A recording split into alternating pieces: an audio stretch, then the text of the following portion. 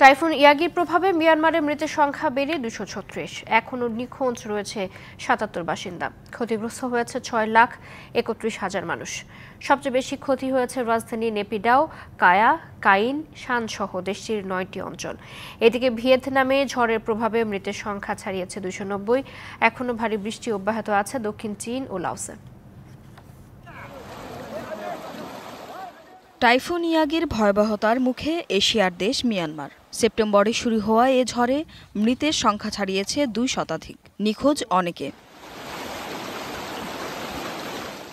বন্যা ও ভূমিধসে ধ্বংস হয়েছে গ্রামের পর গ্রাম, প্লাবিত হয়েছে রাস্তাঘাট, ভেসে গেছে একরের বেশি ফসলের জমি।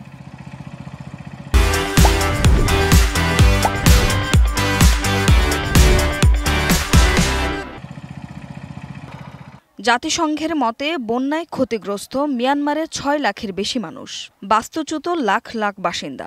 বাসস্থান, খাবার, বিশুদ্ধ পানি, ওষুধ ও বস্ত্রের অভাবে ব্যাহত স্বাভাবিক জীবনযাত্রা, অস্থিতিশীল টেলিযোগাযোগ ও ইন্টারনেট পরিষেবা।